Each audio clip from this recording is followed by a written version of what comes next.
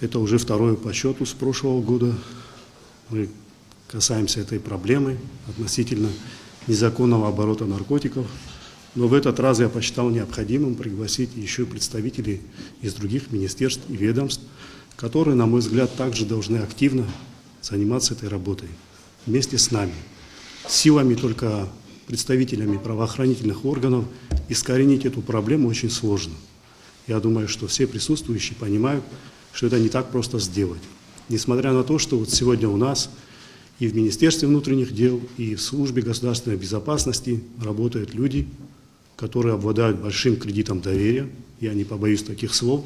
Почему? Потому что мы с ними сталкиваемся в работе, и мы видим, насколько ответственно эти люди подходят к исполнению своих обязанностей.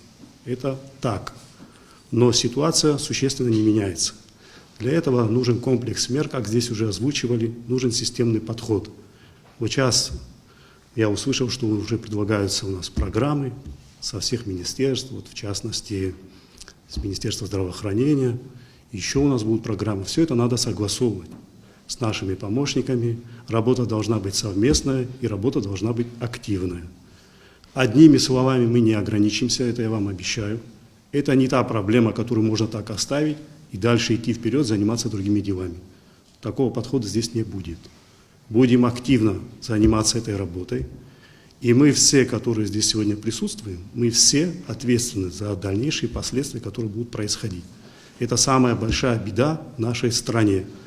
Я понимаю, что при всем том, что несмотря на наше активное взаимодействие, даже в такой ситуации мы не сможем полностью искоренить и полностью победить незаконный оборот наркотиков, не сможем полностью искоренить, но несмотря на это, мы должны пытаться и должны стремиться к этому.